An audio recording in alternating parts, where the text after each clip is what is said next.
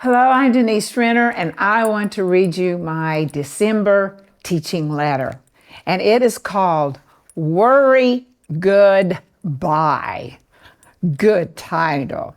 Dear friend, happy December.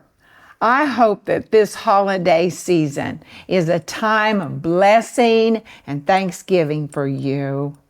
These can be such happy times as we get to celebrate what we have and who we get to be with. But sometimes the devil can sneak in and try to steal our joy. He might remind us about things that we don't have or people that we've lost and the needs that we can't provide for. That's why I want to encourage you to seek the Lord even more this month so that He will fill you with His peace and joy for this month. Today, I'm going to be talking to you about habitual worrying. This isn't the kind of worry that pops up every now and then when you have difficult things going on in your life. This is the kind of worry that keeps on coming even when there's no reason for it. When your thoughts or the conversation you're in turns to a certain subject, it's like someone has flipped a switch in your brain and the worry just starts to spilling in. When that particular subject touches your life, a whole string of thoughts and mental processes just start tangling up in your mind. Maybe for you, this subject is money or work or relationships. Maybe it's your child's future or your friend's salvation. Whatever it is, it turns your worry on every time. And that makes it a habit. Proverbs 23 talks about the habit of drunkenness. And even though it's a different habit than we're talking about, I think it provides such a powerful image of what other bad habits like worry can do to us. Do not look on the wine when it is red, when it sparkles in the cup, when it swirls around smoothly. At the last, it bites like a serpent and stings like a viper. Your eyes will see strange things and your heart will utter perverse things. Yes, you will be like one who lies down in the midst of a sea, or one who lies at the top of the mast saying, "They have struck me, but I was not hurt. They have beaten me, but I did not feel it. When shall I awake that I may seek another drink?" Proverbs 23, verses 31 through 35. The writer talks about how appealing wine looks, how beautiful and tempting. And we don't always think about it, but that's how our flesh sees worry. Our spirit is filled with peace, but our flesh is fallen, and it wants to take any little excuse to make a habit of worry. If we give in, this verse tells us that it won't be a one-time thing. We will fall asleep in that worry and wake up thirsty for more. This is a bleak picture, friend, but we don't have to live that way. 1 Peter chapter 5, verse 8 commands us to be sober and vigilant. And God does not command us to do things that He hasn't equipped us for.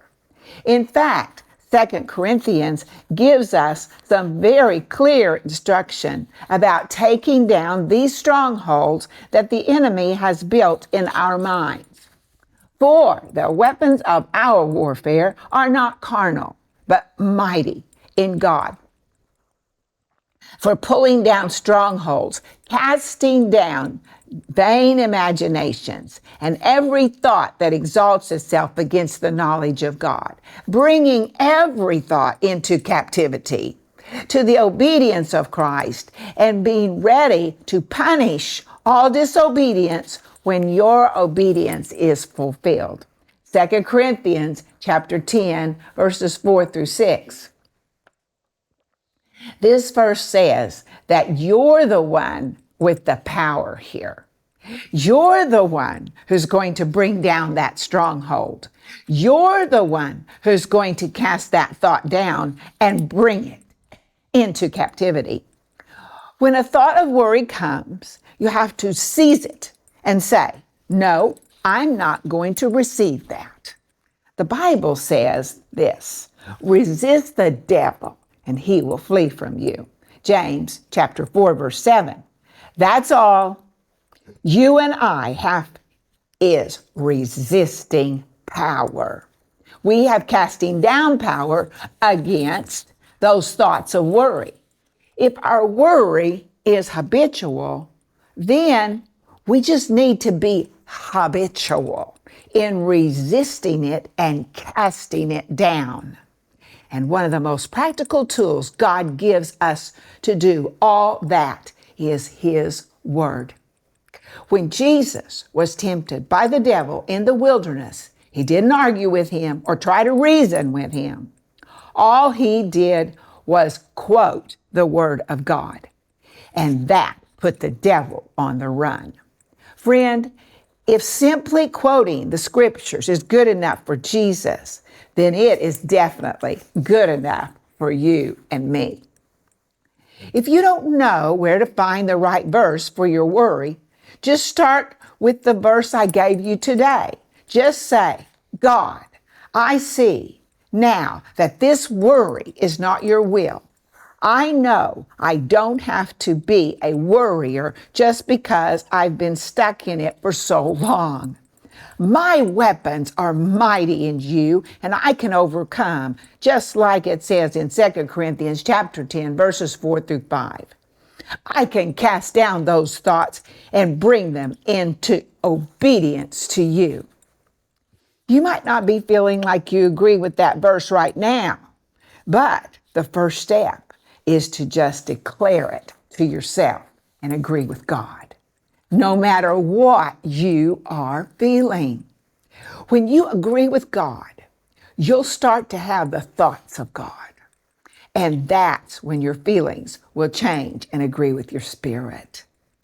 If you will just take that first step of declaring the truth over yourself, then you will open up your heart and mind for the Holy Spirit to come in and cause your brain to start working in a new way so that you have a whole new habit.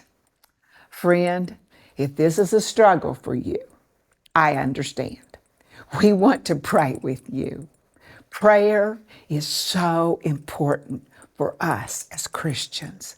And if worry is interrupting your ability to talk to your Heavenly Father, then you need to get rid of that.